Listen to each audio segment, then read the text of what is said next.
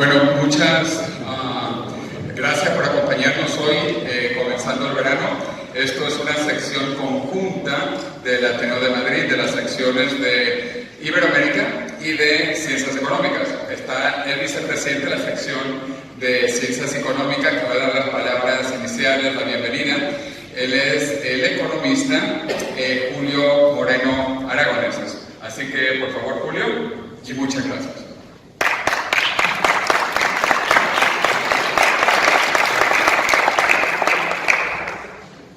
Sí, buenas tardes a todos y a todas. Para mí es un placer hoy tener tanto público, un día caluroso de verano, un día del mes de julio que dedicamos a la economía, a una economía que viene de tiempo, una estructura económica que inició Ramón Tamames, yo creo que su primera edición, y si no me corrijan, en el 69-70, y los alumnos que hemos sido de la Autónoma, y yo quiero hacer aquí también un pequeño homenaje, digo, a todos esos alumnos que hemos pasado por la Autónoma, aunque no hemos sido sus discípulos.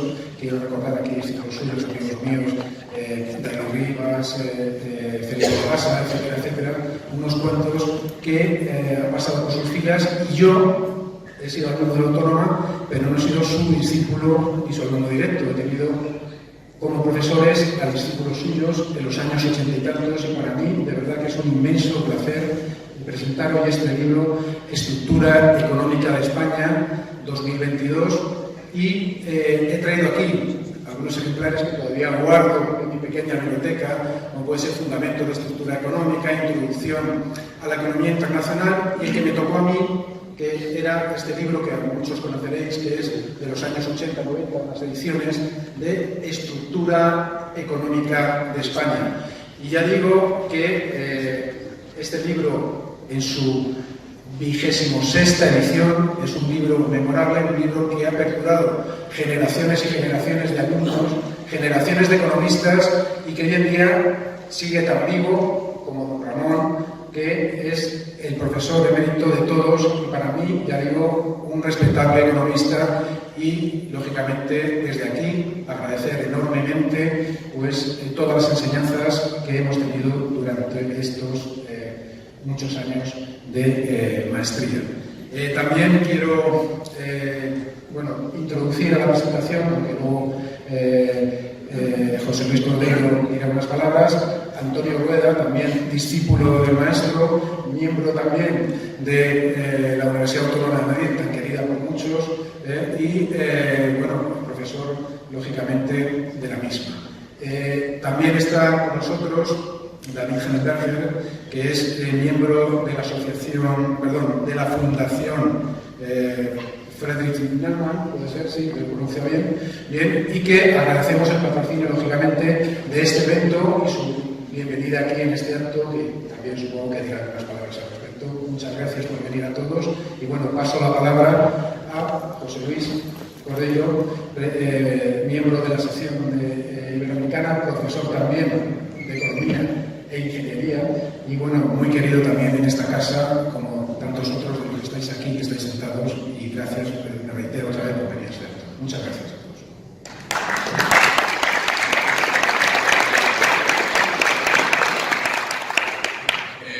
La verdad que es un placer tener este panel, esta sesión con gente tan maravillosa, y para la presentación del libro más importante en la historia económica de España y fuera de España, porque yo utilicé ese libro, don Ramón, yo utilizaba sus libros en Sudamérica, para que sepa que en Sudamérica también usamos sus libros. Es realmente increíble. El libro, la primera edición, Julio, es de 1960. Yo no había nacido cuando Ramón Tamames sacó la primera edición de la Estructura Económica de España en 1960. Y bueno, como Tamames piensa a largo plazo, y ha escrito de todo. Tamames puede escribir de Cataluña o de China. Puede escribir aquí, este es el libro anterior que también lo presentamos acá, La mitad del mundo que fue de España. Un libro espectacular. Lo escribió, de hecho, durante la pandemia. Escribió 2 libros durante la pandemia. Escribió Más allá de la maldita pandemia, se nota que era la pandemia, y la mitad del mundo que fue de España. Digo esto porque hace justo 2 semanas estuvo aquí don Mario Vargas Llosa y nos explicó que durante la pandemia él escribió un libro. Escribió el libro sobre Pérez Galdós, que se leyó todas sus obras y escribió un libro sobre él. Bueno, durante la pandemia Ramón Tamames nos ha regalado 2 libros y medio, porque escribió los 2 libros que mencioné, La mitad del mundo que fue de España, más allá de la bendita pandemia, y con su coautor, con Antonio Rueda, pues están sacando la 26ª edición de un libro que es histórico en España y más allá, la estructura económica de España. Entonces, la verdad que es un placer, un orgullo. Bueno, y Tamames también, es que ha escrito de todo. Aquí este otro libro que yo recomiendo mucho de él, Buscando a Dios en el Universo. Un libro maravilloso, habla del futuro, de la singularidad, de la criopreservación, de cualquier cosa. Y bueno, además también me honra, él escribió el prólogo de mi libro La Segunda Muerte de Bolívar. Pero bueno, vamos a comenzar uno por uno y a presentar entonces primero al coautor de esta 26ª edición, que es la segunda edición en la que ya participa, ¿verdad? Aquí Antonio Rueda. Entonces, Antonio Rueda Guglieri es licenciado y doctor en Ciencias Económicas, licenciado también en Ciencias Empresariales y PDG por el IES. Autor junto a Ramón Tamames de varios libros de economía. El más conocido, evidentemente, Estructura Económica de España, en la 25ª edición en el año 2008, 26ª edición que está saliendo ahora. Otros libros, Comprender la Economía Española y el Manual de Economía para Bachillerato de Oxford University Press, que eso es maravilloso. En español escriba el manual y publicado por Oxford University. Y compatibiliza su labor académica, docente en el Departamento de Estructura Económica de la Universidad Autónoma de Madrid, donde lleva ya más de 25 años como profesor y tiene también una vida en el sector privado como directivo de varias empresas, como por ejemplo en el tema tecnológico, la compañía y la Fundación VAS, vinculada al desarrollo pues de personas y de jóvenes sobre el tema tecnológico, y se centra él en el tema de investigación, formación de la Fundación VAS para el fomento del talento digital en España. Así que la verdad que, Antonio, es un placer tenerte aquí, y para que entremos contigo directo a la estructura económica de España. Bienvenido a nuestra octa casa. Bueno, pues nada, un honor estar en esta casa de nuevo y participarles de una serie de reflexiones sobre lo que ha venido siendo pues este libro y un poco sobre el momento económico que vivimos, ¿no? Porque en principio yo creo que presentar en estos momentos un libro así tiene un punto de osadía, porque un libro de consulta, cuando parece que todo está en internet, pues es como un acto de gran voluntad, ¿no? Aunque realmente todo no está en internet. Claro, el libro lo que hace es empaquetar, sintetizar información relevante, nos ofrece a través de 19 capítulos pues una perspectiva amplia de lo que son los sectores, de cómo funciona la economía, de cómo han evolucionado las instituciones, de cómo hemos llegado hasta aquí con la historia que llevamos detrás. Y por eso, un libro así siempre tiene sentido, aunque esté en internet. También tiene un punto de osadía porque en una dinámica donde parece que la coyuntura se lo come todo, donde los cambios se suceden a una velocidad vertiginosa, parece que recuperar el enfoque estructural resulta complicado. Pero yo creo que nuevamente no es así, ¿no? Porque al final, para calibrar bien los cambios que estamos viviendo, ¿no? O para barruntar lo que nos espera, pues siempre es bueno adoptar esta perspectiva de largo plazo que nos brinda la estructura. Esta mañana, como las perspectivas perspectivas, luego imagino que entraremos en esta cuestión, ¿no? Como las perspectivas económicas, pues no es que sean muy halagüeñas que se diga, pues eché la cuenta y en los últimos 200 años el número de años donde la economía española lo ha pasado realmente mal, pues me parece que han sido 57 de 200. Con lo cual, lo que estamos a punto de vivir, pues ya lo hemos vivido más veces, la economía es cíclica. Y tener, digamos, una perspectiva estructural, pues nos ayuda. Es verdad que el momento no es sencillo. Los principales organismos internacionales, el Fondo Monetario Internacional, la Comisión Europea, la OCDE, cada vez que revisan el crecimiento mundial y de España, lo hacen a la baja. El Fondo Monetario Internacional, desde sus previsiones de otoño, ha rebajado el crecimiento mundial un 35% respecto a sus previsiones iniciales, y el Banco de España, pues en su último boletín, rebaja también el crecimiento de la economía española, que al final está, como todo el mundo, en una encrucijada sembrada además de algunas paradojas llamativas, ¿no? Porque cuando todavía no hemos consolidado una senda de crecimiento, pues nos aparece la inflación. Y todo esto parece avecinar un endurecimiento de la política monetaria, una subida de los tipos de interés que al final es muy peligrosa, porque estas actuaciones son como las quimioterapias de los antiguos tiempos, ¿no? Son buenas para unas cosas, pero también son malas para otras, en un momento donde no nos hemos consolidado.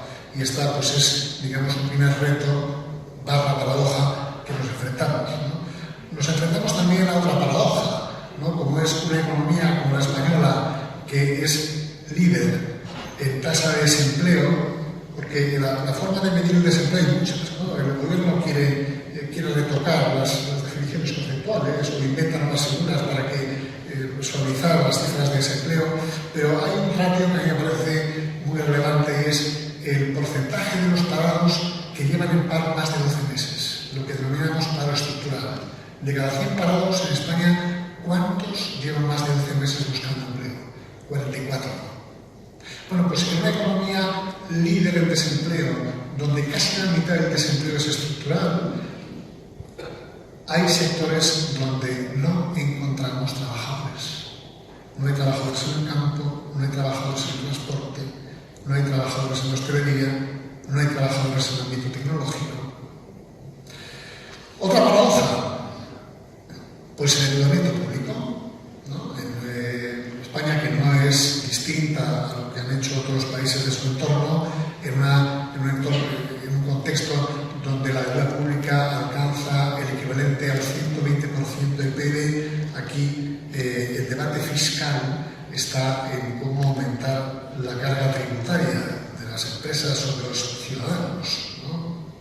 Que tiene también un punto de reto y paradoja que tiene su puntito, ¿no? O cuando aquí existe la conciencia de que estamos en un escenario global y que hay que competir globalmente, pues sin embargo, si uno analiza la reglamentación fiscal y las obligaciones laborales y las obligaciones formales de todo tipo, se da cuenta que España no cultiva para nada la creación de grandes compañías, cuando todos somos conscientes de que nuestra batalla es una batalla global, ¿no? Y cuando, como última paradoja, cuando el talento se convierte en la gran palanca de desarrollo, pues estamos viendo cómo los itinerarios educativos cada vez se suavizan más, cómo se ataca el concepto de la meritocracia, con lo cual estamos atravesando unos momentos bastante convulsos y llenos de paradojas, ¿no? Y por eso es bueno el análisis estructural, para recuperar un poco de perspectiva, porque es verdad que estando en un contexto poco halagüeño, hay que recordar que España tiene una estructura económica bastante potente. Haciendo un repaso rápido de lo que contamos en el libro, por ejemplo, en las industrias extractivas, la minería, los recursos minerales, España es, después de Suecia y Finlandia, el país de la Unión Europea que más reservas minerales potenciales tiene. Esto es algo, que no es muy conocido. Cuando hablamos de los sectores primarios, España es el segundo país de Europa con más reservas forestales, detrás de Suecia. Y los bosques, que son, como saben ustedes, grandes sumideros de CO2, bueno, pues digamos que se aprovechan un poco y ahí hay un gran potencial. Cuando hablamos de pesca, España es el líder de la Unión Europea en el sector pesquero. Y uno de los líderes no ya europeos, sino mundiales en el tema de la acuicultura. Cuando hablamos de los sectores agrarios, pues el 50% del comercio intracomunitario de frutas y hortalizas está protagonizado por productos españoles. España es el primer exportador de la Unión Europea, es una gran potencia también cárnica, sobre todo en el sector del porcino. Nadie en el mundo vende más litros, exporta más litros de vino que España. Nadie en el mundo produce más aceite de oliva que España, casi el 50% de la producción mundial. España tiene un sector industrial que, no de manera poco traumática, pero que ha sabido reconvertir, no indoloramente, pero al final, bueno, pues seguimos siendo, después de Alemania, pues el segundo productor europeo de automóviles, con una industria de componentes que exporta el 80% de la producción, con casi 2 millones de empleos. Y bueno, pues estamos con un nivel de tecnificación pues bastante próximo al gran líder europeo, que es Alemania, ¿no? 1.000 robots por cada 100.000 operarios, cuando en Alemania pues son como 1.300 robots por cada 100.000 operarios, con lo cual es un sector donde estamos potentes. Igual que la industria química, que supone el 26% del I+D nacional, con uno de los principales polos químicos, el principal polo químico del sur de Europa, que está en Tarragona. La industria química, desde la última crisis de 2007, ha subido su producción un 60%. Tenemos también una potente industria de bienes de equipo. La industria de bienes de equipo es el primer exportador nacional, el primer sector exportador, es la primera industria nacional. Y desde que España entra en la Comunidad Europea, pues el sector de los bienes de equipo pues se ha multiplicado por 7 nada menos. Y cuando hablamos de la agroindustria, bueno, pues fruto de estas potencias, digamos, agrarias, pues es un sector tradicionalmente exportador y de los pocos donde existe superávit comercial. Y cuando hablamos de la industria textil, pues desde que China está en la Organización Mundial de Comercio, pues aquí se han resistido los envites internacionales y se han creado multinacionales que están en la cabeza de todos y que lideran los mercados mundiales. ¿No? Y cuando hablamos de industrias tecnológicamente potentes como la aeroespacial o la industria de defensa, pues España demuestra que tiene un altísimo nivel tecnológico, es el séptimo exportador mundial de armas, es la cuarta potencia europea en industria de defensa. Y nuevamente por ahí, bueno, pues estamos, bueno, pues con una base industrial que afrontará los retos, pero que es potente. ¿No? Cuando hablamos del sector de la construcción, pues bueno, aquí hemos creado empresas líderes a escala internacional que protagonizan las principales obras del mundo y que han hecho un esfuerzo impresionante en la dotación de infraestructuras. España está muy por encima del promedio europeo, por ejemplo, en la extensión de vías de alta capacidad, o cuando hablamos de la extensión de las redes de alta velocidad ferroviaria, o cuando hablamos, por ejemplo, del know-how en la gestión de los aeropuertos. Español es el primer gestor aeroportuario del mundo, que es AENA. ¿No? Y luego hablamos de un país que no solo ha sabido vertebrarse en términos de infraestructuras, sino que ha sabido vertebrarse también socialmente, porque cuando empieza el siglo XXI, el fenómeno de la inmigración en España es puramente testimonial. Y en la primera década del siglo XXI, España ha asumido un flujo de inmigración como no ha asumido en tan corto espacio de tiempo, quitando estas coyunturas de los refugiados, etc., ningún país de Europa. De cada 100 nacidos en España, desde el año 2002, de cada 100 nacidos en España, en el año 2002, 70 tienen su origen fuera de nuestras fronteras. Al final, estamos ante una economía también de servicios, donde tenemos una de las bancas comerciales más relevantes del mundo, donde somos líderes en turismo, donde de los grandes países de Europa, con los indicadores de la Comisión Europea, somos de los que estamos más avanzados en términos de transformación digital. Y estamos hablando también, por último, bueno, pues una transformación ecológica y energética que es llamativa, ¿no? Yo no sé si ustedes conocen el dato, pero el año 2021, que es el último cerrado, el 49% de la energía eléctrica generada, el 49% se generó a través de energías renovables, el 49%.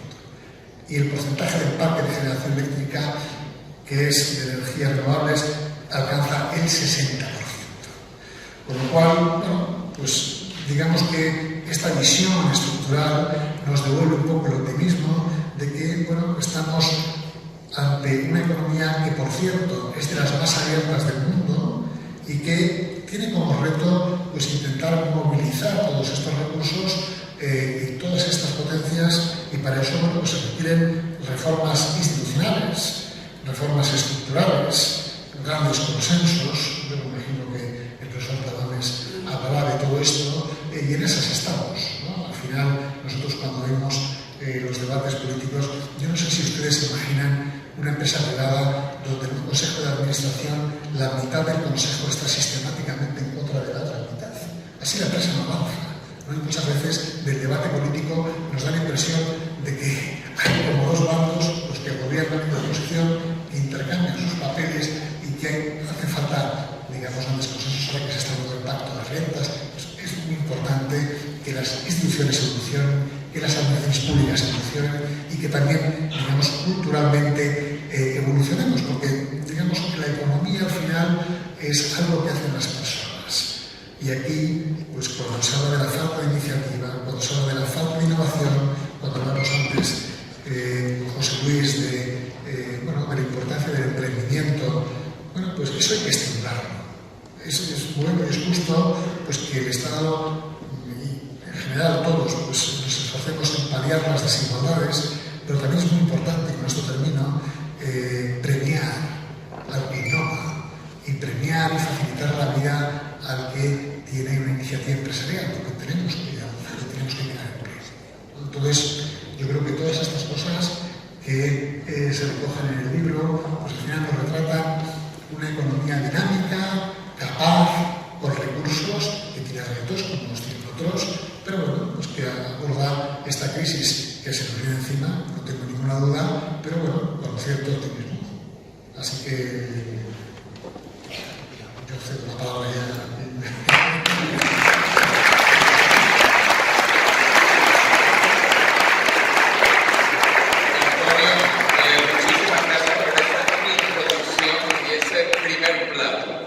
Y ahora vamos a pasar para el segundo plato y voy primero a leerles la biografía oficial como aparece en el libro, que no es muy larga, a pesar de que don Ramón Tamames es un hombre con una larga historia, como todos sabemos.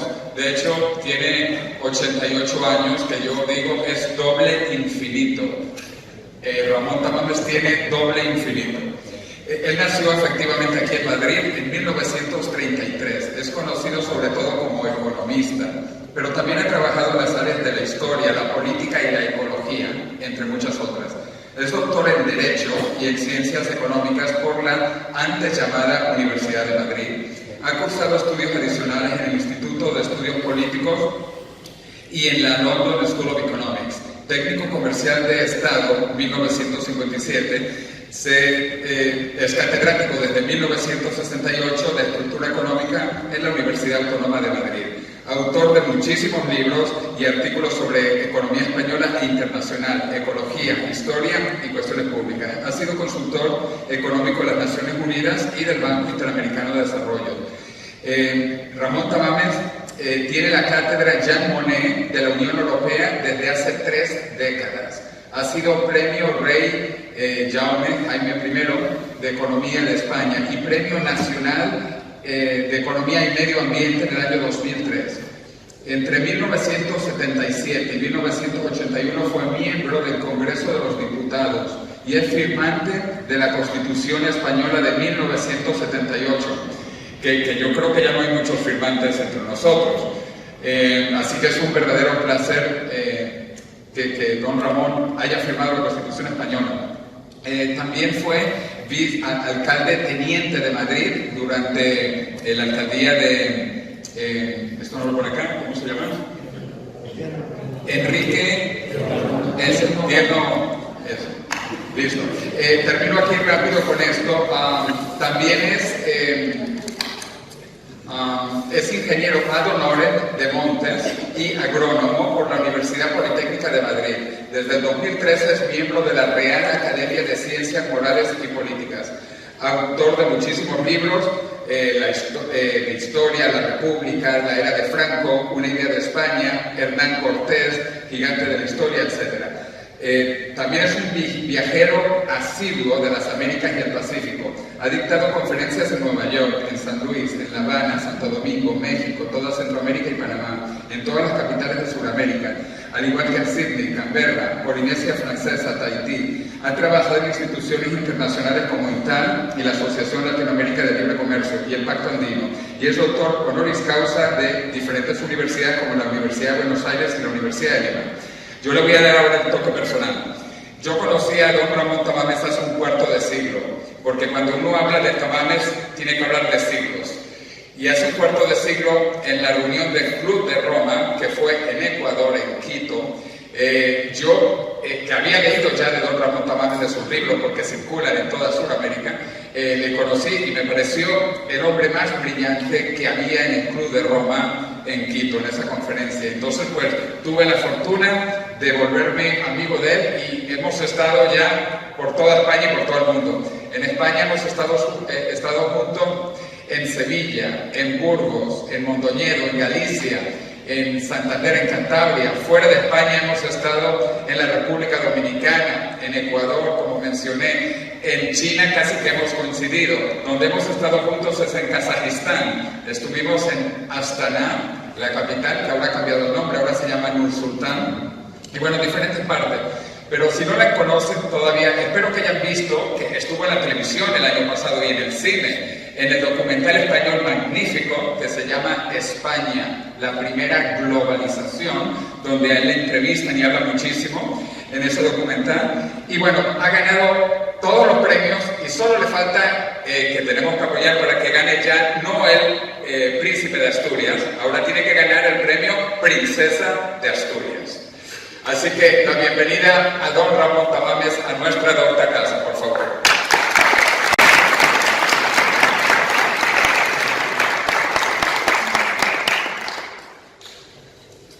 Pues muy buenas tardes a todos. Como os he dicho antes, en esta calurosa tarde de Madrid, gracias al aire acondicionado, podemos seguir o incluso ampliar nuestras actividades en esta época del año. Es una aventura, en cierto modo, que también tiene sus costes ambientales y sus costes planetarios, ya lo sabemos, pero iremos resolviendo los temas.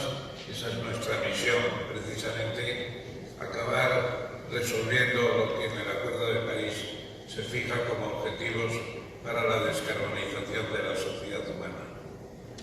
Nos reunimos en esta docta casa, nunca mejor dicho, es una docta casa de muchos años, de muchos avatares intelectuales, de momentos de crispación. Incluso un día se votó sobre la existencia de Dios. Perdió Dios por unos puntos que ganaría después en alguna colisión similar. Y además, aquí se forjaron ideas importantes en el Ateneo de Madrid sobre cuál debía ser la política proteccionista de la producción española frente a las compras en el exterior, y todo eso caló profundamente en el quehacer de la vida española. Se cita todo eso precisamente en la estructura económica de España.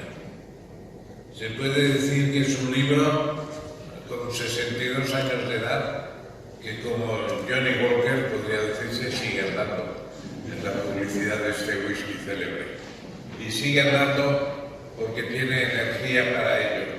Los autores, han visto usted la energía del autor que llegó después y que se mantiene, y que yo digo, si cumple con su deber, en el 2060 dará la señal del centenario al libro de estructura económica de España. Para entonces tendrá 89 años, casi la edad que tengo yo ahora.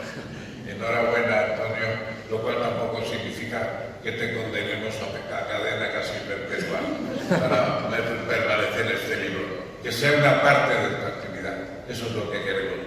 Una parte importante, pero no toda tu actividad, que debe ser todavía más importante.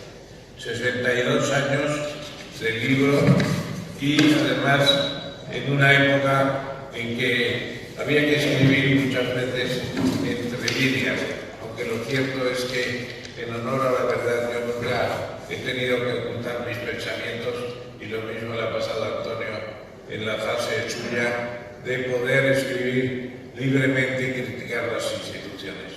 Me decía en el año 60, critiqué usted Mussolini, no es partidario. Digo, no es que no sea partidario, es que puede funcionar mejor. Las críticas se hacen porque todo puede funcionar mejor. Y además porque podemos estudiarlo en mejores condiciones. Cuando Alberto Ullastres nos recibió como ministro de Comercio en Castellana 14, en el Paseo de la Castellana 14, un edificio que por cierto ahora están rehabilitando, no sé si van a hacer un gran hotel de suites mágicas donde todo se resuelve, ¿no?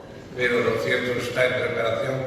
Allí nos recibió Ullastres, quizá el mejor ministro de Comercio que ha tenido España en toda su historia, y algunos dirán que era un franquista. No era un franquista, precisamente un gran técnico que en ese momento aproximó la economía española a lo que era la economía internacional. Y cuando entramos en su despacho nos dijo: entran ustedes en la atalaya de la economía española. Y era realmente la atalaya.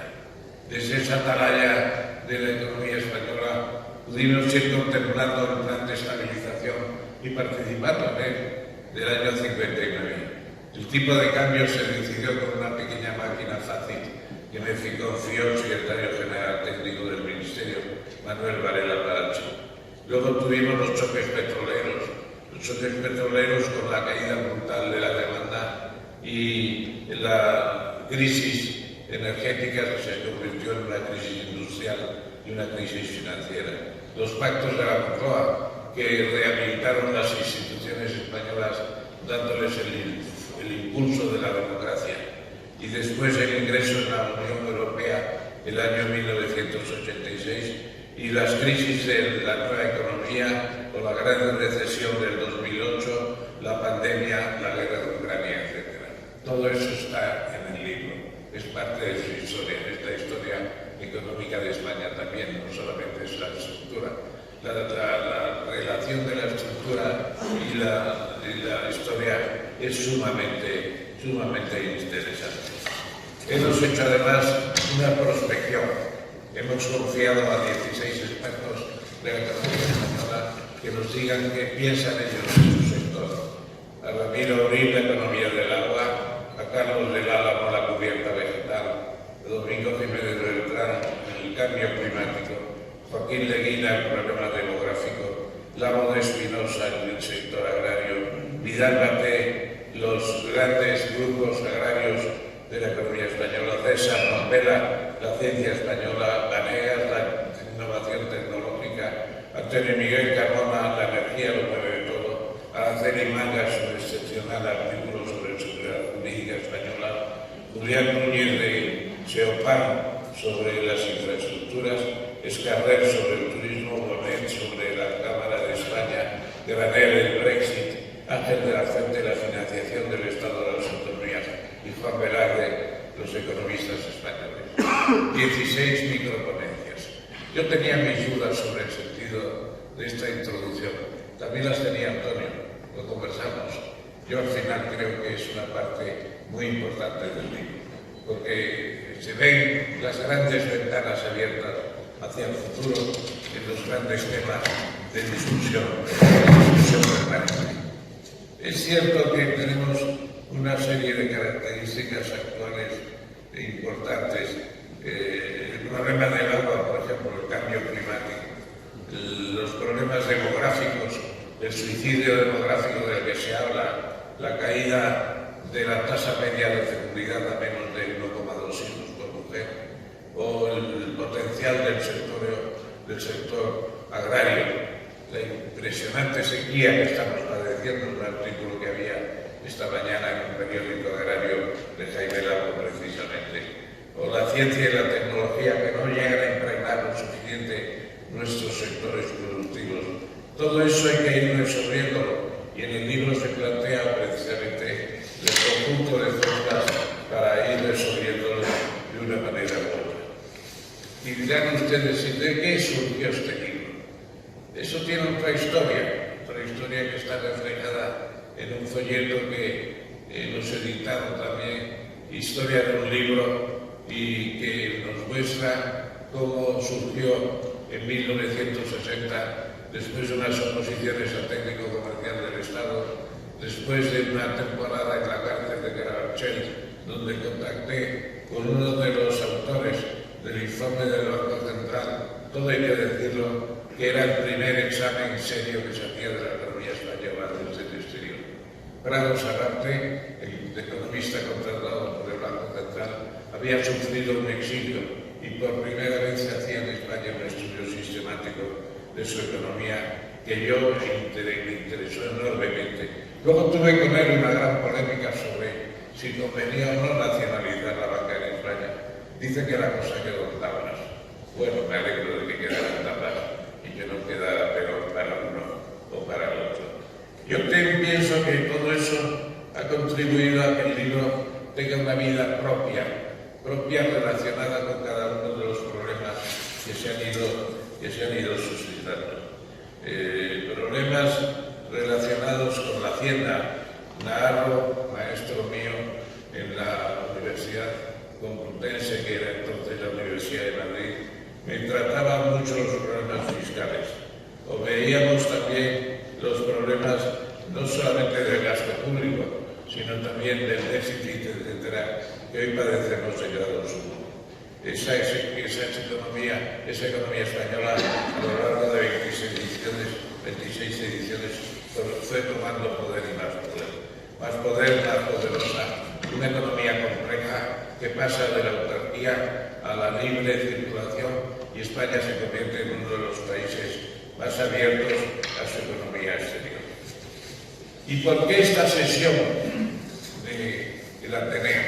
¿Por qué después de una presentación en Madrid, en la Junta madrileña, en el auditorio más espléndido de los auditorios modernos, dejando al margen este y otros similares que pertenecen ya a la historia?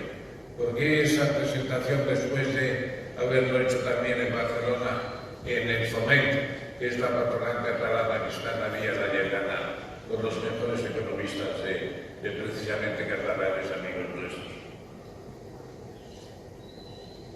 ¿Por qué esa presencia hoy de personas como José Martínez Pastor, José Luis Cordeiro, Milagros López Salvador, que es la moderadora, David Henenberger, y no ni voy a citar a Antonio porque es precisamente uno de los coautores? ¿Por qué precisamente esa presencia del Ateneo? Sencillamente porque ellos, sin que ellos no se supieran todavía, va a haber una propuesta. Va a haber una propuesta que yo hago en estos momentos al presidente de la Comisión Iberoamericana, que lleva ese gran título Iberoamericana. Y no quiero desdeñar el nombre de América Latina, pero eso es un invento de Napoleón III para poner a los franceses en pie de igualdad en México, intentando equivaler la hispanidad con la latinidad. No rechazamos ni una cosa ni otra, pero preferimos la hispanidad naturalmente. ¿Por qué Iberoamérica? Porque es el conjunto de países que tienen sus orígenes. Yo lo recuerdo siempre con el artículo primero de la Constitución de Cádiz de 1812, que dice: la nación española es la reunión de todos los españoles de ambos hemisferios, los americanos y filipinos y naturalmente los europeos. Sigue siendo esa nuestra realidad más auténtica. Por eso a mí me honra, y creo que para el Ateneo será un motivo de estudio, lo planteo como un motivo de estudio, que podamos pensar en, a partir del libro de Estructura Económica de España, hacer un máster en Economía Española en el Ateneo de Madrid. Estúdienlo, José Luis Cordeiro, como presidente de esa Asociación Iberoamericana. Estúdienlo y denos una respuesta de si estas páginas sirven para hacer precisamente una especie de carta de entrada de los miles, cientos de miles de inmigrantes que llegan sobre todo los países hispanohablantes de América año tras año. En la previsión para 2050 se calcula una media de entrada anual de 200.000 hispanohablantes, entrada neta cada año. Fantástico. Y si vienen más preparados para la economía española, gracias al Ateneo Científico y Literario de Madrid, y gracias también al libro de Rueda y también el Tamames, bueno, pues eso es lo que hoy les proponemos al Ateneo de Madrid.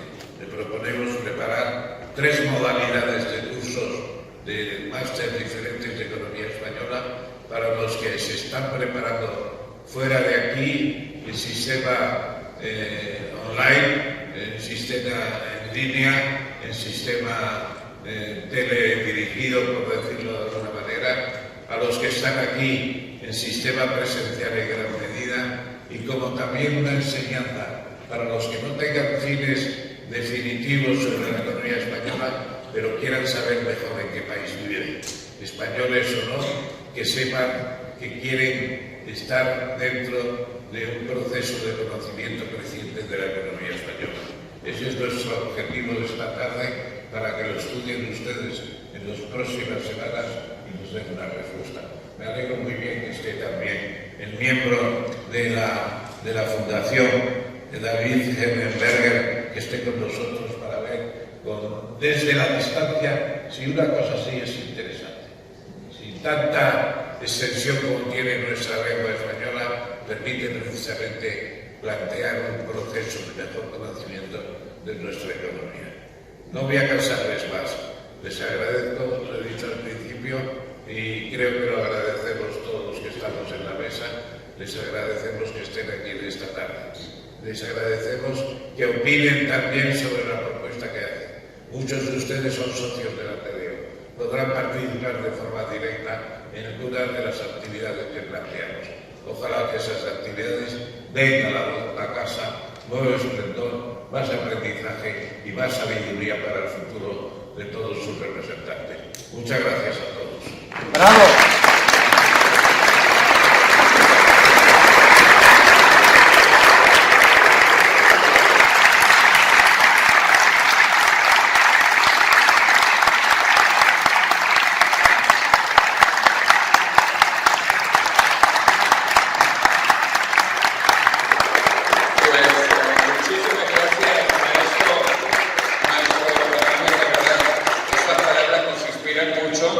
Y les recordamos que tienen la posibilidad de tener el autógrafo aquí de don Ramón Tamames para la posteridad, o como digo yo, para la eternidad. El libro, que es espectacular realmente, y véanlo desde un punto de vista económico. Con la firma de don Ramón Tamames, mañana vale 10 veces más caro. Así que yo les recomiendo a todos que inviertan en el libro y les va a gustar. Pero si no les gusta, da igual, lo venden 10 veces más caro con la firma. Así que compren 2 o 3 de una vez. Bueno, ese fue el plato fuerte. Y luego, claro, tendremos las preguntas, respuestas, el intercambio. Pero vamos a pasar al postre. Y para el postre, yo quiero presentar a David Hennenberger, quien le conocí cuando estaba llegando a Madrid, justo también antes de la pandemia.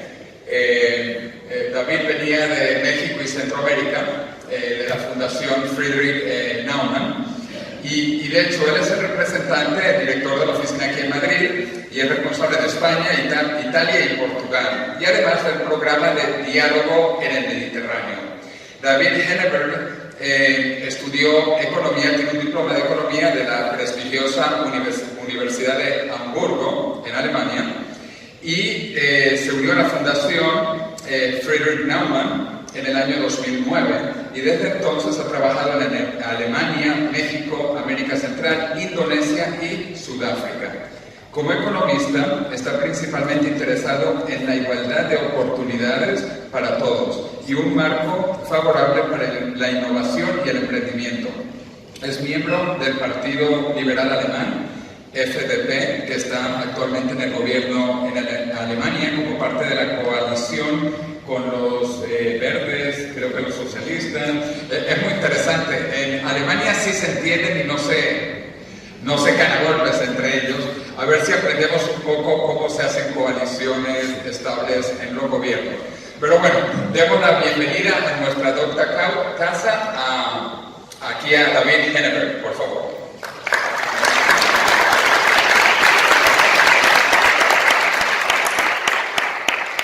Pues muchísimas gracias por la gentil recepción. Me siento realmente honrado poder hablar esta tarde aquí en esta maravillosa sala. El distinguido profesor Ramón Calames, distinguido profesor Antonio Huera, estimado José Luis y los copanelistas.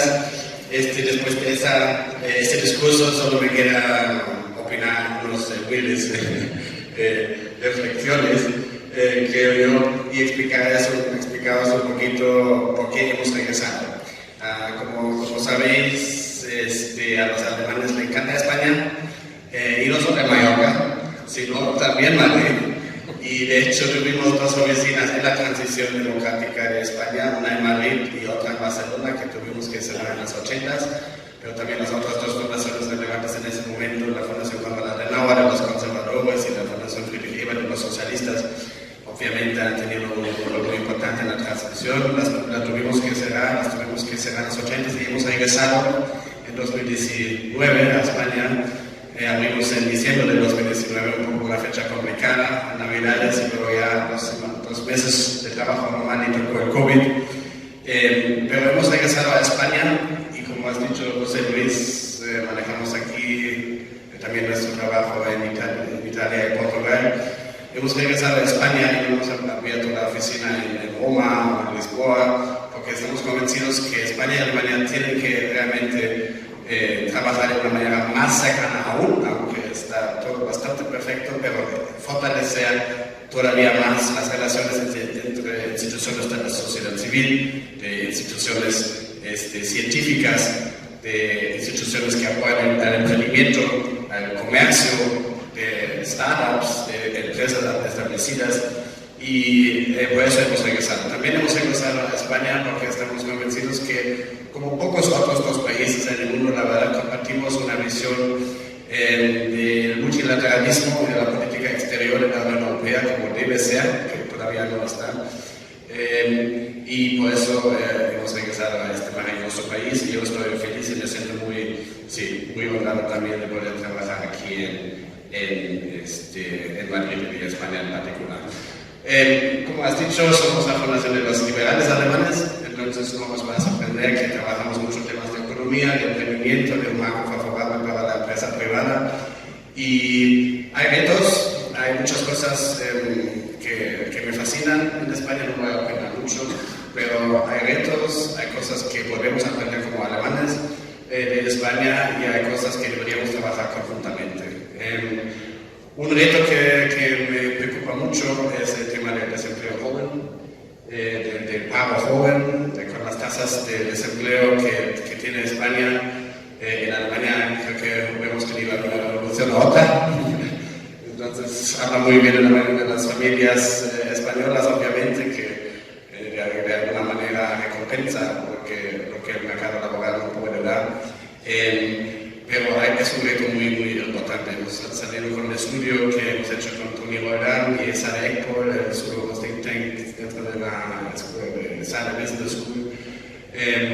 Realmente, investigando un poco las consecuencias de las dos crisis, primero la crisis financiera y económica y luego la crisis económica del COVID, a la expectativa de los planes de vida de los jóvenes en España, Italia y Portugal, y cómo afecta, por ejemplo, el tema de la fertilidad y los planes de vida, como comprar una casa y así. Y ese tema nos preocupa mucho porque, claro, también tiene algún potencial para aumentar el voto para los populismos en nuestros países. Otro tema que nos preocupa mucho, y en Alemania sufrimos del mismo reto, es el tema de las rentas, del mercado inmobiliario. El hecho de que hoy una familia con dos padres que trabajan y un niño ya no pueden comprar un piso en el centro de Madrid, un piso en el centro de Berlín, un piso en el centro de Hamburgo. Para mí también tiene un potencial conflictivo bastante elevado con respecto al populismo. Otra vez, es un sueño no tradicional de mucha gente comprar una casa, y aquí en España la tasa de propiedad es mejor que en Alemania, pero tenemos que encontrar soluciones para esto realmente, creo yo, si queremos mantener nuestra democracia sana.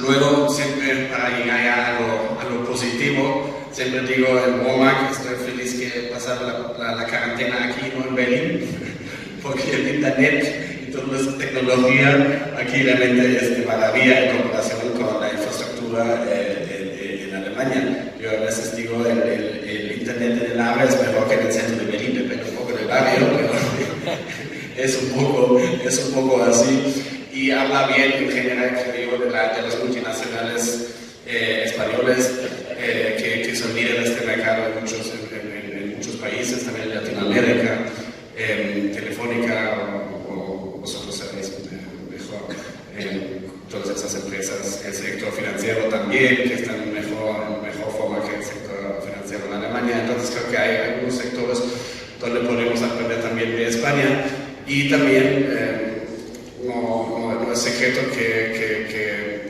aprovechan un sistema de excelencia en el nivel académico, tanto público como privado. ESA, el IE, las universidades públicas aquí en Madrid son realmente centros de excelencia, y también en temas económicos y gerencia de empresa, y también aquí podemos aprender. Y como último, nada más quiero decir que nos necesitamos conjuntamente, regresando un poco al tema porque estamos aquí, y la guerra en Ucrania y la influencia de Rusia y China en Latinoamérica, antes de todo, nos ha mostrado que tenemos que hacer más en Latinoamérica. Nos tenemos que involucrar más como sociedad civil, como instituciones políticas, como empresas privadas, para realmente mantener a Latinoamérica en nuestra esfera de influencia, porque de eso se trata. No podemos dejar que el continente que más cercano es, antes de todo por los españoles, pero también, claro, por los británicos en la parte del norte, no podemos dejar que este continente se nos vaya. Y yo creo que España y Alemania tienen una tarea, una responsabilidad especial en esa tarea, y sí, realmente luego que nos pongamos a trabajar en ello.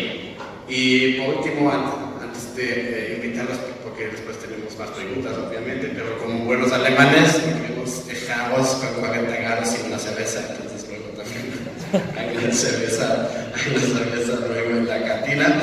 Pero como último, un detalle que José Luis me contó es que el profesor Tamames empezó como comunista, ¿verdad? Y terminó como liberal.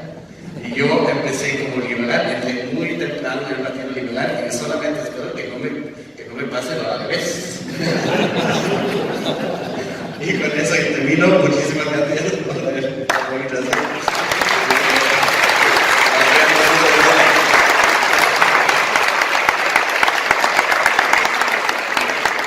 Una cosa más que estaba diciendo justo pues con David. Hay una frase famosísima del canciller británico Winston Churchill sobre el tema de liberal o no liberal, y él decía que a los 20 años no es socialista es porque no tiene corazón, pero el que a los 40 años sigue siendo socialista es porque lo que no tiene es cerebro.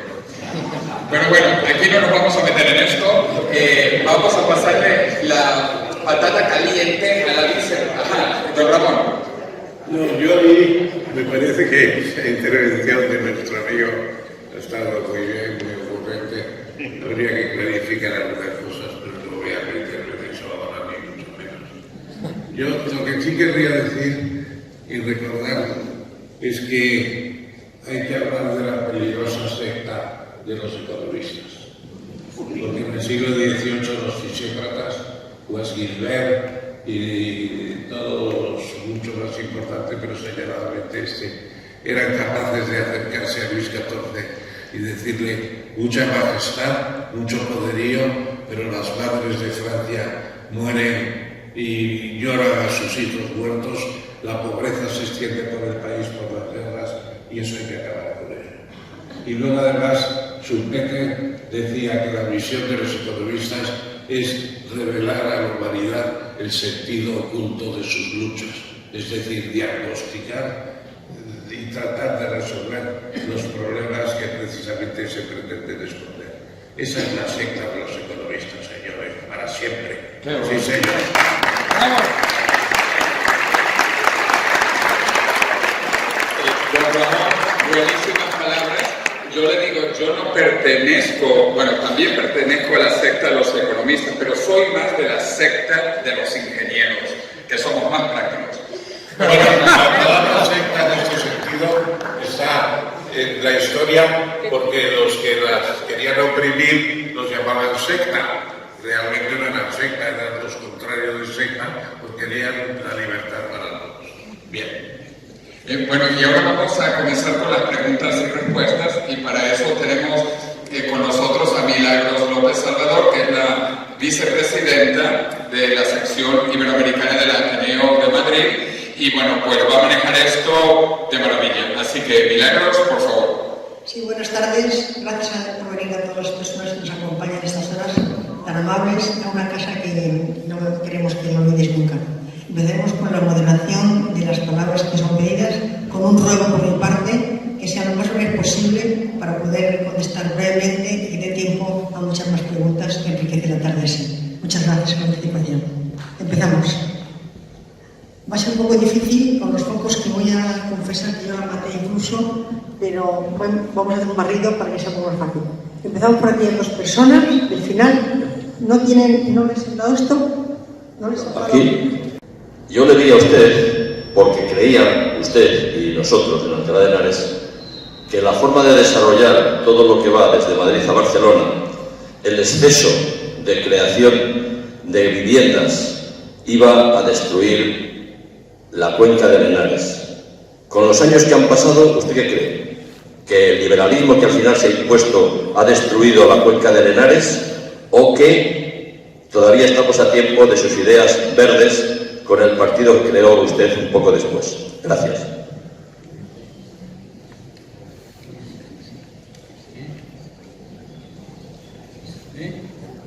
Es que no he entendido. Es que hay mucha consonancia. Yo, personalmente, yo no he podido descifrar ni una. Vamos a ver si ahora... ¿Así? Si se acerca usted más aquí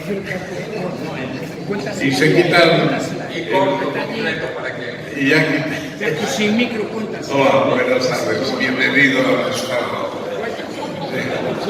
Venga, Ahora sí hace fácil. A ver, así. Cuando tú eras concejal del Ayuntamiento de Madrid y yo era una pequeña cosa en Alcalá de Henares, y discutimos en tu despacho sobre si los planes que había, creo que se llamaba COPLACO, el organismo, para, en mi opinión, destruir la cuenca de Henares.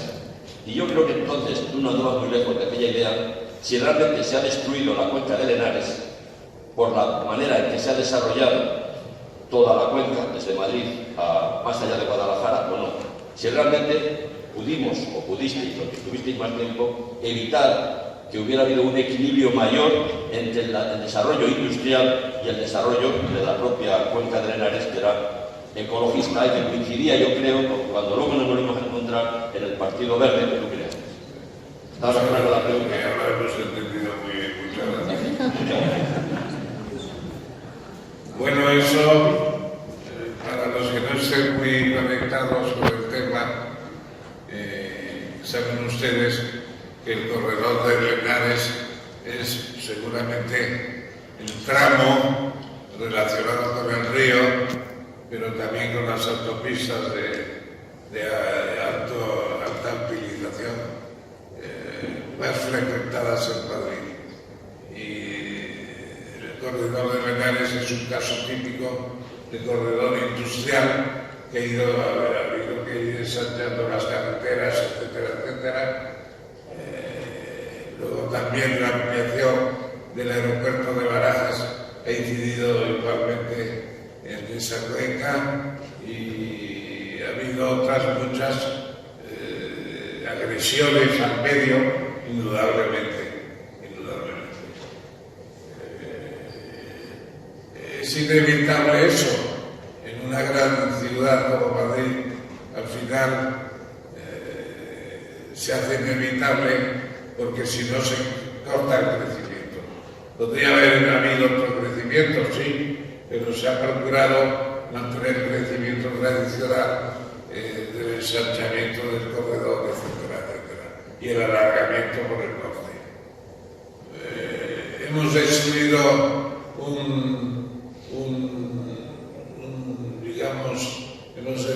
un biotipo, un biotopo maravilloso. Hombre, pues todo es maravilloso para quienes viven en él. No hay que menospreciar a nadie. Siempre hay que tener en cuenta las aspiraciones de la gente. Yo creo que en muchos casos el ruido del aeropuerto, el tráfico, la tensión de los núcleos urbanos a lo largo del corredor, todo eso crea estrés. Yo estaba ayer en una reunión de estudiosos de la medicina local y parece ser que tenemos unos problemas de estrés que ni lo sospechábamos. 1 de cada 4 españoles está con problemas de ese tipo. Lo sabíamos que había problemas, pero no tanto. Claro, ¿nos vamos a abrumar con los problemas? Pues no, tampoco. Se han cometido disparates a veces, pues se han cometido. Sin embargo, no cabe duda de que Madrid también tiene la parte más amplia de zonas verdes de Europa, incluido naturalmente el Monte del Pardo. Tienen otras posibilidades de desarrollo que se han hecho en Madrid y Río importantes. Se han hecho cosas interesantes en otros parques. El cinturón verde que se critica al actual alcalde, pues no cabe duda de que es otra medida importante para nosotros. Yo creo, querido, ¿cómo te llamas? Pues es una mezcla de cosas positivas y negativas. ¿Cuál es el balance? Pues el balance no va a ser perfecto tampoco. No vamos a rasgarnos las vestiduras tampoco. Yo creo que ahora a la gente se le atiende más en sus protestas, en sus reclamaciones que antes. Eso es verdad, y que muchas cosas se pueden remediar antes de cometerlas con los estudios de impacto ambiental, etcétera, etcétera. No iría más allá porque no soy un especialista ya en el corredor de Linares. Cuando hablaba contigo, quizá quisieras haberlo sido. Hoy tengo tantas cosas en la cabeza que ya no me cabe ninguna más.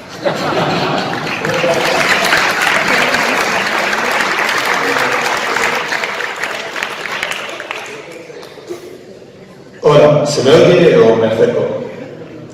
Vale. Sí. Pues mi pregunta también para el profesor Tamames es, si comparamos la actual edición, con la que se hizo en 1960 y vemos esta evolución que ha habido en la economía española, me gustaría saber en qué sectores hemos avanzado más y en qué sectores seguimos igual, y si esta permanencia, si esta falta de cambios es positiva o no lo es. Muchas gracias. Lo siguiente tema no son problemas sectoriales. La industria textil española en un momento dado casi desapareció.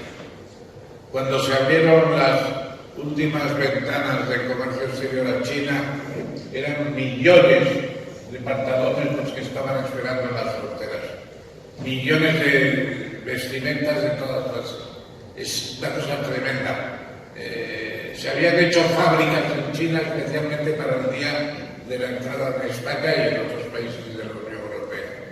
Bueno, esa tensión ha desaparecido, porque ya prácticamente todo lo que llega es chino o de otros países como Bangladesh, etcétera, etcétera. Y es inevitable porque tienen una fuerza de trabajo mucho más económica, tienen ingeniería textil igual o mejor que la que tenemos nosotros, y hay mucho impacto económico, ecológico e impacto humano tremendo en esas zonas no vigiladas suficientemente, que se aprovechan los fabricantes, claro, indudablemente, y nosotros tenemos industria textil, sí, porque surgió Inditex. Inditex es un corazón de organización que está en La Coruña y que manifiesta una capacidad de diseño impresionante, de organización, sobre todo de logística, etc. Y una sola empresa pues se puede decir que casi ha salvado la industria textil española, por lo menos aparentemente en el escenario internacional. Eso pasa en el caso textil, los suelos humanos para trasplantes, etcétera, de grifos, pues tenemos una empresa modélica también, qué sé yo, pues el caso de ACS como ingeniería, pues ACS trabaja sobre todo en Australia, en Estados Unidos, en todas partes. ¿Por qué? El IBEX 35, denostado por algunos, pensando que es un monstruo que nos machaca a todos, pues al fin y al cabo tiene el 74% de nuestra actividad fuera de España. ¿Por qué? Sencillamente, porque lo hace muy bien. Claro. Entonces, lo que hay que hacer son las cosas bien. Y entonces, no es un problema de sectores, es un problema de organización de las empresas. Y hay empresas muy bien organizadas y otras que inevitablemente desaparecen. Ahora decía la ministra del ramo, yo no me acuerdo cuál es porque todas son ministras y todas del ramo, que va a haber 100.000 empresas en concurso de acreedores al final del verano. Pues claro, ¿cómo no va a haber? Pues todas las que darwinísticamente no pueden resistir. Somos una sociedad de gran parte darwinista y los que no pueden resistir, pues el mercado las expulsa del propio mercado. Eso es lo que está sucediendo con los que no pueden resistir en la clase. Y ya muchas preguntas las va a contestar Antonio, que para eso está tarde. Sí, buenas tardes. Quería preguntarle a Antonio, ya que ha comentado antes que en el libro se hace sobre la estructura económica, que cuando empezó más o menos se mantiene, ha habido su progreso, pero claro, estamos hablando también de crecimiento y, por ejemplo, un crecimiento del 3%, pues nos llevaría que aquí al 2100, en vez de los aeropuertos que tenemos, tendríamos 500 aeropuertos, tendríamos 800 millones de turistas en España. Entonces, cosas, unas barbaridades que no se entienden muy bien. Entonces, ¿qué crecimiento se estima oportuno o en qué sectores nuevos cree que se puede dar esos crecimientos? Si decimos que el crecimiento es lo que hay. Antonio. La verdad es que estaba tentado de dar respuestas que no sean nunca, no tengo ni idea, ¿no? Porque al final predecir esas cosas, el crecimiento tendencial de la economía española, al final es verdad que debería situarse en torno al 3%. Cuando el plan de recuperación del gobierno dice que aspiraba a un crecimiento del 2%, bueno, eso al final, en el promedio de los últimos 20 años, es mayor, ¿no? ¿En qué sectores? Es que todo está cambiando tanto que es muy complicado, saberlo. Hay vectores que sabemos que son irreversibles. Pues todo el tema de la digitalización es imparable. El tema de los servicios, que intangibiliza muchas cosas, al final nos pone en conexión con mercados que están muy lejanos. Con lo cual, el peligro de la colmatación, que a lo mejor está en su cabeza cuando habla de los crecimientos, al final a lo mejor estamos hablando de otro tipo de actividades que no generan tanta colmatación, ¿no? Pero vamos, yo ahí los temas relacionados con la tecnología lo veo clarísimo, porque además es un ámbito donde el primer mundo está, digamos que, bastante bien armado respecto a todos los nuevos países que aspiran, como nosotros, a comer 3 veces al día. Claro, el conocimiento es una construcción acumulativa y ahí el primer mundo está, digamos, muy bien posicionado para tener un papel, ¿no? Entonces, yo todo relacionado con la tecnología, yo veo que es un espacio donde aquí hay gran capacidad de crecimiento para tener actividad aquí y en otros países.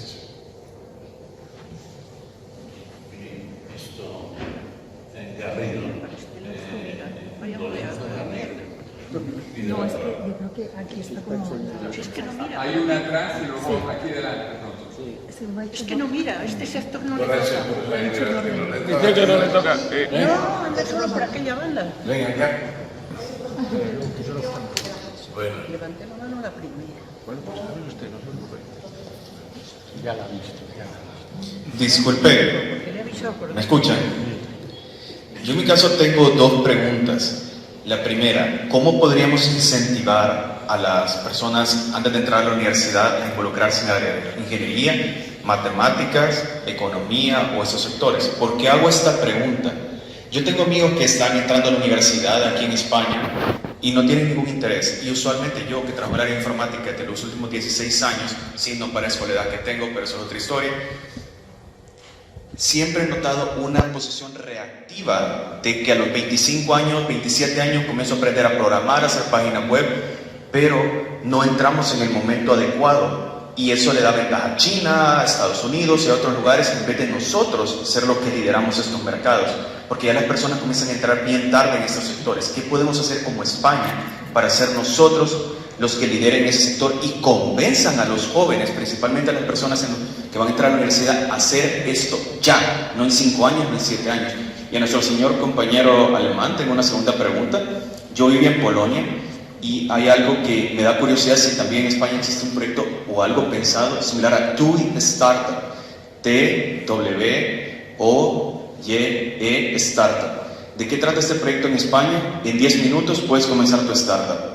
Cuando mi primera ocasión viniendo aquí a España, a Madrid, crear una startup era un misterio. Yo estuve en un proyecto, en una conferencia económica, y cuando fui allí, nadie podía responderme el tiempo de cuánto tardaba crear una startup. Este proyecto del gobierno polaco tarda 10 minutos, y considero que es algo que se puede replicar en Alemania, en España, y que nos ayudaría a ser competitivos y ser líderes del mercado. ¿Qué nos falta y por qué no hemos comenzado a hacer eso haciendo, si no está en nuestros planes? ¿Qué dice?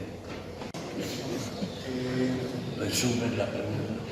Sí, bueno, yo creo que la primera... ¿Se me escucha? No, se oye. Ahora. Sí. La primera pregunta estaba relacionada con cómo despertar en los jóvenes vocaciones relacionadas con ámbitos profesionales que tienen futuro y que tienen demanda.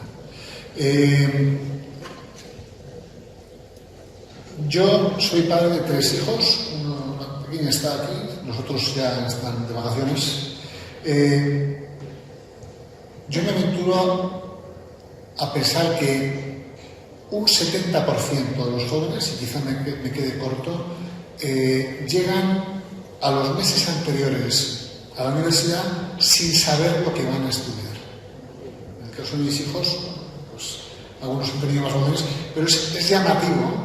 Nosotros en la fundación que hacemos unos estudios sobre gap de talento, sobre déficit de talento, y es llamativo como, porque hablas de unos espacios profesionales, puede haber otros, pero aquí los itinerarios educativos, y está creyendo que es profesor también, no están, yo creo, bien diseñados, porque a mí me parece increíble que un chico o una chica que pasa 14 años de su vida estudiando, 14, llegue a los últimos meses sin saber qué quiere ser. Sin saber qué quiere ser de mayor, sin saber qué quiere estudiar, ¿no? Entonces, ahí se están haciendo ahora muchas iniciativas en el mundo de la tecnología para acercar a los colegios las posibilidades de la tecnología, de las profesiones STEM, matemáticas, ingenierías, y yo creo que cada vez más, digamos, el mundo profesional va entrando de una manera cooperativa en el ámbito educativo para contarle a los chicos y a las chicas lo que hay más allá. Porque es muy difícil que la gente tenga vocaciones más allá de lo que le cuentan sus padres, frente a los cuales muchas veces tienen una reacción como de rebeldía. Yo quiero ser todo menos lo que es mi padre, ¿no? Pero yo creo que al final eso es necesario. Es necesario que en los programas educativos se abran ventanas donde los chicos y las chicas sepan las posibilidades que hay detrás de las profesiones que tú hablas y de todas, ¿no? Porque es increíble que la gente, bueno, pues al final esté tan confundida y no conoce las posibilidades que hay detrás de profesiones donde, en el ámbito de la informática, por ejemplo, hay un déficit estructural creciente.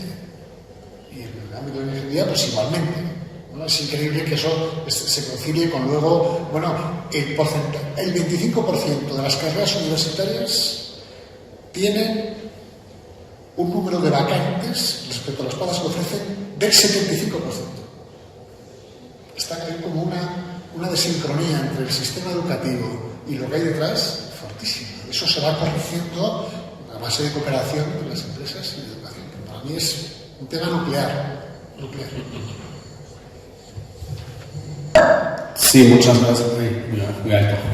Muchas gracias por la pregunta. Es un tema que a mí, como a nosotros como fundación, también nos importa muchísimo. Hay el Doing Business Report, ¿no?, del World Bank, que dice exactamente cuántos días tardas para fundar la empresa. No tengo las cifras exactas ahora, pero creo que es una combinación de factores. Primero, hay países que efectivamente han abogado por este camino porque saben que puede ser una ventaja comparativa en el mundo. Estonia es otro ejemplo, ¿no? Tener tu e-citizenship, pero también fundar una empresa bastante rápida en línea. España tiene la ventaja estructural, creo yo, a lo que me referí antes, como que la digitalización también en la administración pública es bastante más avanzada que en Alemania. Por ejemplo, en Alemania ya faltaríamos por la falta de digitalización en el sector público y realmente hacer esos tipos de trámites en línea. Luego hay temas un poco más complejos. Yo creo que educación sobre el emprendimiento y sobre temas financieros y económicos en la escuela es un tema urgente. Y de alguna forma, que no he entendido nunca, es un tema ideológico. Y justamente muchas veces miembros del cuerpo de escuelas públicas, para decirlo así, más hacia la izquierda, tienen mucho rechazo a ese tema, porque lo ven como algo capitalista, que no se debería tocar y mejor que no. Y cuando los padres de familia con recursos suficientes enseñan a sus hijos cómo invertir, cómo fundar una empresa, cómo educarse en ese tema de cosas, los niños de familias con menos recursos no tienen esos recursos, y es para mí un factor clave para la desigualdad al final del día. Entonces yo abordaría mucho también por el tema de educación financiera, empresarial, económica en las escuelas tanto públicas como privadas. Luego en España y también en Alemania es un tema de la burocracia. Obviamente el alto gasto de la burocracia, del red tape, es un tema clave. La cuota de autónomos, no podemos dejar de hablar de la cuota de autónomos, que desincentiva a gente con menos recursos para lanzar una empresa. Y también el mercado laboral. Hay una parte de la población que está súper protegida con contratos formales, y luego hay una parte, como sabes, nada protegida. Pero si tú quieres crear una empresa formal y crear empleo, porque quieres tener éxito y quieres tener empleados, se te aumenta el gasto también, porque es muy gastoso luego, si no funciona, despedir a esa persona. Entonces, un mercado más semiflexible, yo creo que ayudaría mucho también por el alto gasto que crea la creación de empresas. Pero lo que he dicho también, en un sector de la sociedad, también inmigrantes de Latinoamérica, de familias adineradas y así, que van a las universidades como la IE o la ESADE, a ellos les va muy bien. Como Madrid y Barcelona son centros europeos del emprendimiento y del sector tecnológico, y no vienen por nada, pero son muchas veces gente que pues sí, tiene acceso a capital que no todo el mundo tiene. Don Ramón. No, yo no quería intervenir en el momento presente en el tema que está discutiéndose. Preferiría hacer una intervención en el sentido de ¿por qué plantear un tema como el de un máster sobre economía española en el Ateneo de Madrid? ¿Por qué?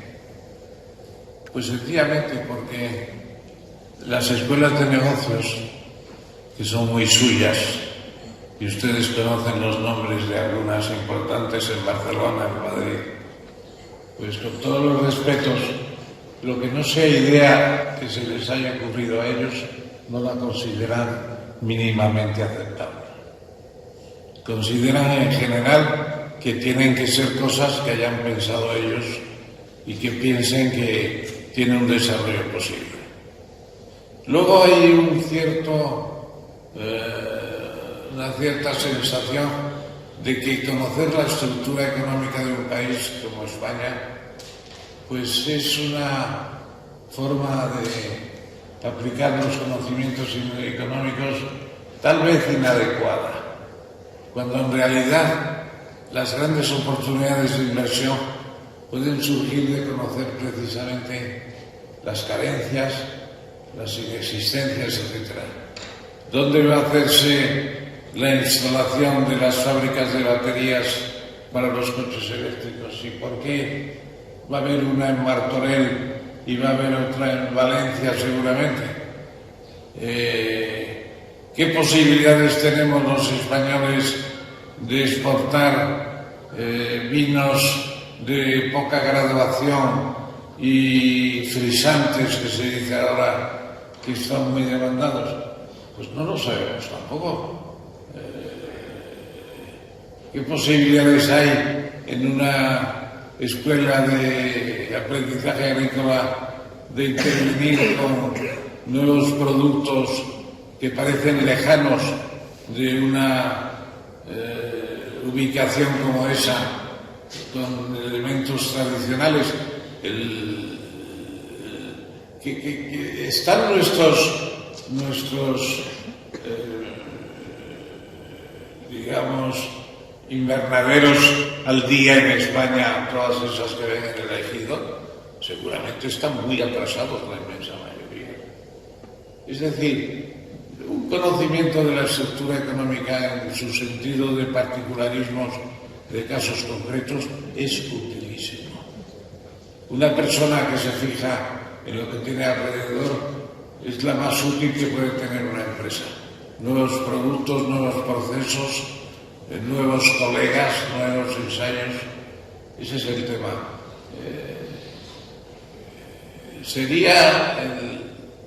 ¿Será el Ateneo de Madrid un espacio bueno para instalar un máster de economía española? ¿El profesor Cordeiro tiene una idea genial e inmediata o tiene que pensárselo más?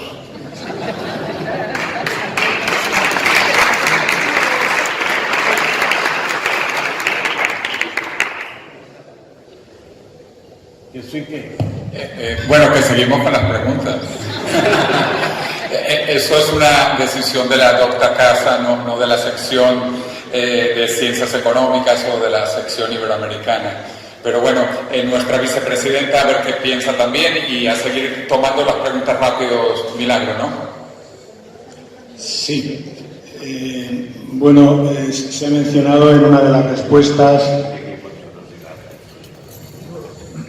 como tendencia cierta de la economía en España y en otros países, la digitalización. Y mi pregunta iba en ese sentido. Se habla de la digitalización de la economía, de la Web 3, del Internet 3.0, de la transmisión de valor a través de Internet, como una cosa absolutamente disruptiva y exponencial que va a romper los moldes de la economía tradicional. Y mi pregunta es ¿cuál es vuestra opinión acerca de esto? ¿Pensáis que este torbellino puede arrasar algunas partes del sector tradicional o lo va a absorber de alguna manera? ¿Qué opinión tenéis sobre la digitalización de la economía y la posible disrupción de los próximos años? Bueno, la verdad es que la digitalización lo que va a transformar está transformando la forma de hacer las cosas, las tareas. No es verdad que hay muchos estudios que hablan de que hay muchos puestos de trabajo comprometidos por la automatización de tareas, pero hasta ahora la historia lo que nos demuestra es que es verdad que desaparecerán muchas ocupaciones y aparecerán otras nuevas. Cuando surgieron los ordenadores personales en Estados Unidos en los primeros 20 años, es verdad que se perdieron más de 3 millones de empleos, pero también es verdad que al calor de las nuevas computadoras se crearon más de 20 millones de empleos. Con lo cual, por ahora, lo que estamos inventando o lo que la tecnología está permitiendo es una forma más eficiente de hacer las cosas. Gracias a la tecnología se está humanizando muchas veces los propios trabajos. El teletrabajo pues, es una invención que sin la tecnología no sería posible, y yo en este aspecto soy optimista, porque paradójicamente, o contra lo que pudiera pensarse de primeras, yo creo que la tecnología tiene la capacidad, hay muchos factores que influyen, pero puede tener la capacidad, paradójicamente digo, de hacernos la vida un poco más humana. Depende de cómo se gestione. Es mi impresión. Bueno, pues estoy encantada de haber venido. Gracias a los bienvenidos, a los que vienen por primera vez, y gracias al don Ramón Tamames, que ya se reitera en haber venido con anterioridad, siempre brillante y siempre bienvenido. Bueno, yo quería hacer una preguntita, porque siempre me da terror cuando los economistas se ponen de acuerdo con los políticos para un proyecto. Entonces, en este momento tenemos el proyecto 2030. El proyecto 2030, desde que empezaron a hablar de él, estoy hablando como una opinión personal, porque yo no soy economista, y entonces, pero me interesa el porvenir, siempre me interesa el porvenir social. Pues desde que se empezó a hablar del proyecto 2030, la energía ha subido, el paro ha bajado, el nivel de vida ha bajado, los impuestos han subido, y la situación económica particular y familiar, pues yo creo que se está desmoronando de alguna manera. Y esto no es debido a la guerra de Ucrania, porque ahora parece que todas nuestras desgracias son debidas a la guerra de Ucrania. Esto ya venía de atrás. Entonces me gustaría, si ustedes tienen una respuesta para aclararme este proyecto 2030, pues se lo agradecería muchísimo. ¿El proyecto de qué? Ah, se llama Alternativa 2030, ¿no? Se llama eso.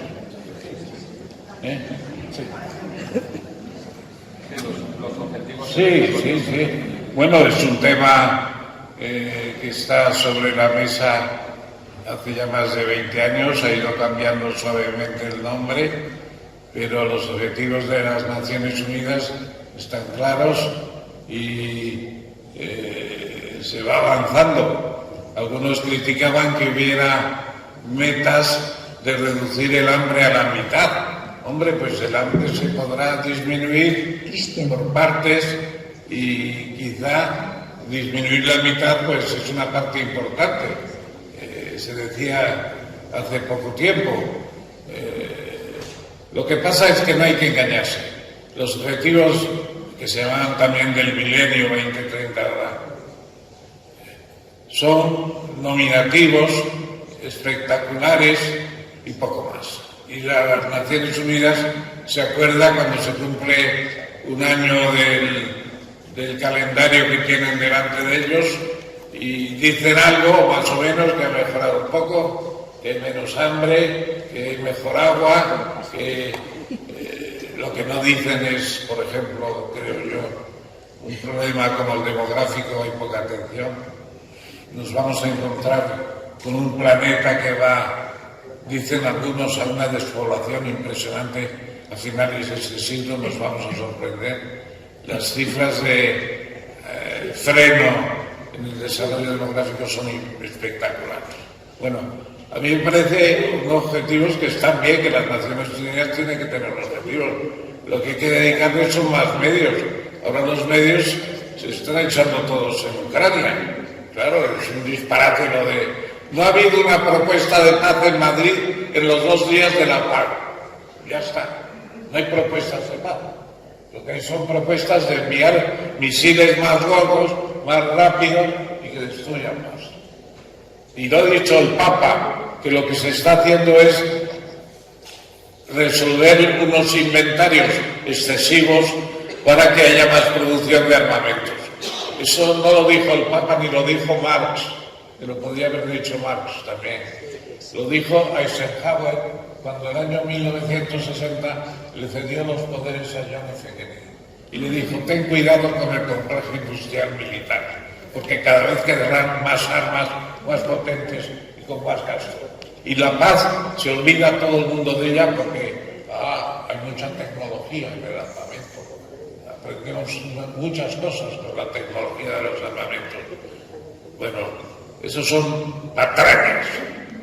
Lo que hay es un interés grande por seguir produciendo armamentos y cada vez más justos, más sofisticados.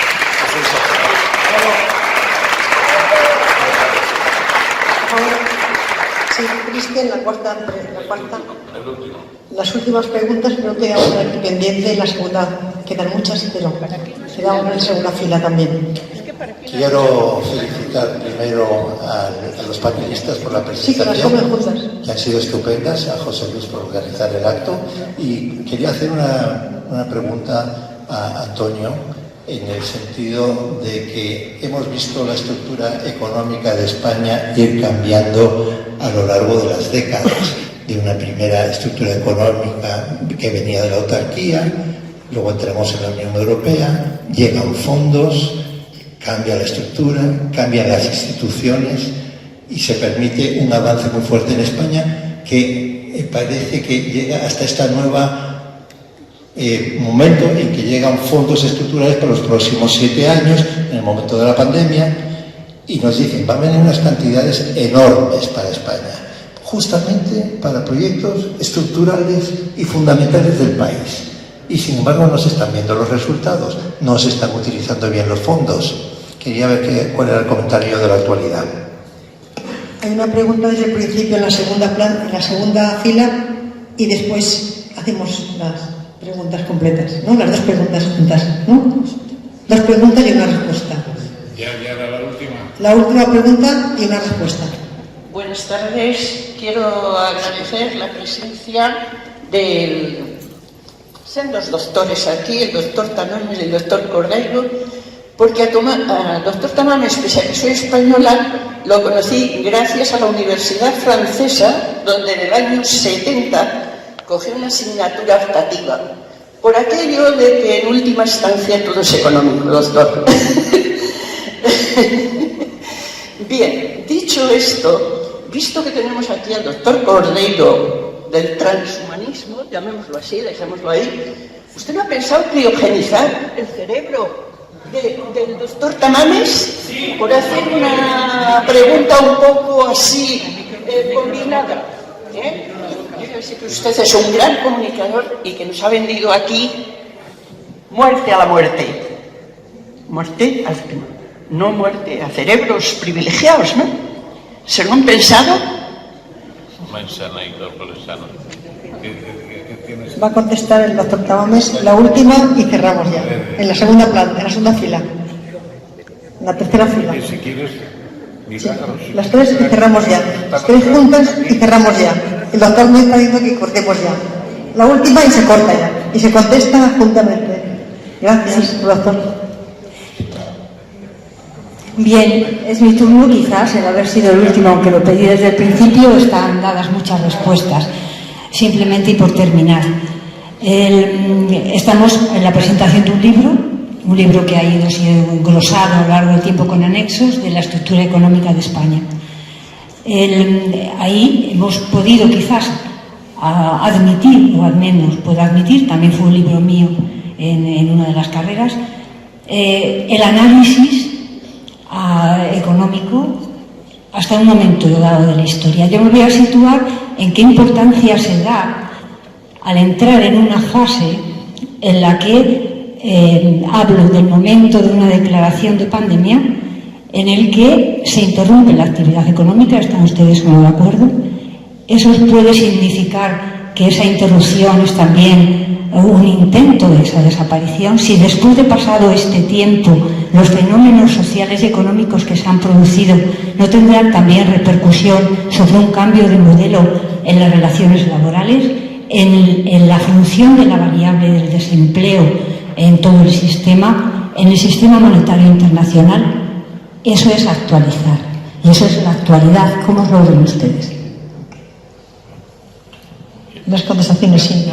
Una contestación de manera. Ahora doy paso a José Luis. Yo, hilando esta pregunta con la que formulaba antes Cristian,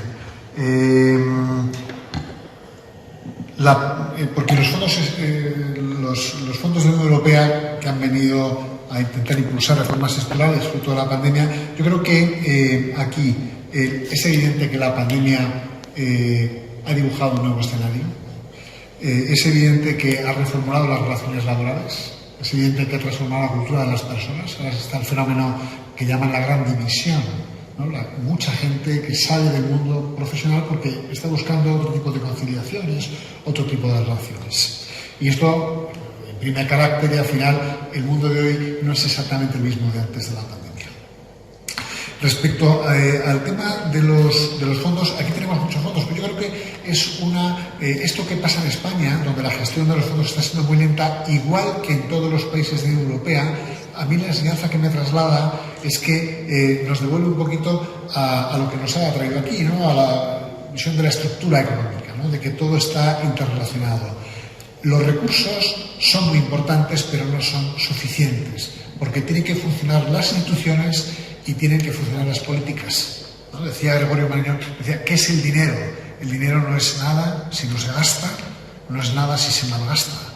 Lo que hay que hacer con los dineros europeos es bien gastarlos, pero mientras haya tanta burocracia, tanta obsesión por el control, que no es malo, pero que al final lo que ganamos por un sitio podemos estar perdiéndolo en otro, ¿no? Y que al final, bueno, el dinero se aplique de manera transparentísima, eficientísima, cuando ya esté muerto aquello que hay que salvar, ¿no? Entonces, yo creo que al final es muy importante disponer de esos recursos. Pueden generar un impacto transformador brutal en la estructura económica de España, pero hay que gestionarlo rápido, porque hemos estado deliberando, yo personalmente he estado en Moncloa viendo estos temas, y aquí ha habido un despiste que han compartido todos los países monumental. Hasta que nos hemos empezado a enterar han pasado 6 o 7 meses. Bueno, a mí me hicieron una pregunta indirectamente sobre la criopreservación del doctor Ramón Tamames y se lo hemos planteado. De hecho, aquí está otro amigo detrás, Felipe de Baza, y le hemos ofrecido incluso criopreservarle gratis. Entonces está pensando, a lo mejor si es gratis, pues a lo mejor vale la pena. Sobre las preguntas del libro de economía, las respuestas están en el libro. Lo que tienen que hacer es comprar el libro y leerlo. Además, ya he explicado que si el doctor Ramón Tamames se los autografía, mañana pueden venderlo 10 veces más caro. Y si lo autografía también el coautor Antonio Ruedas, lo venden 15 veces más caro. Entonces yo ahorita al salir iría a buscar un libro para que se los autografíe. Ellos van a estar acá y todos están invitados ahora. Vamos a ir a tomar vino, cerveza y tenemos muchas tapas aquí detrás, así que vayan y busquen el libro y luego vénganse a las tapas. A él le gusta más la cerveza porque es alemán.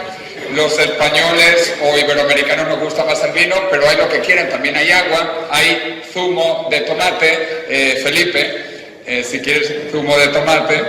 Y bueno, yo realmente, porque vamos a continuar ahora celebrando, tomando y comiendo, y les quiero invitar a los próximos eventos, porque las diferentes secciones del Ateneo de Madrid somos 26 secciones, aquí estamos representados, ¿verdad? Ciencias Económicas y sección iberoamericana. Tenemos un próximo evento el 28 de julio.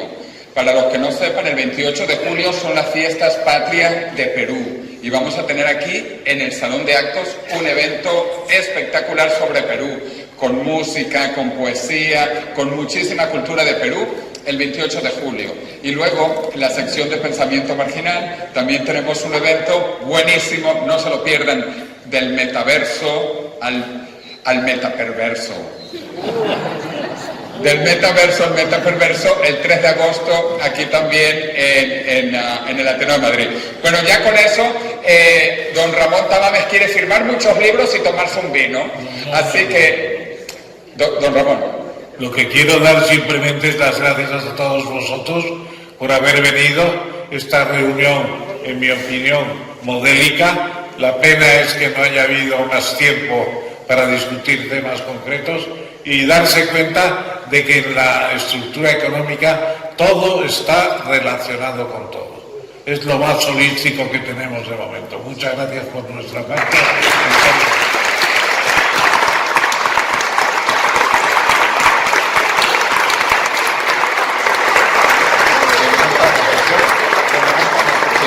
Bueno, muchísimas gracias. Los esperamos ahora para tomarnos un vino, una cerveza y unas tapas. Bueno.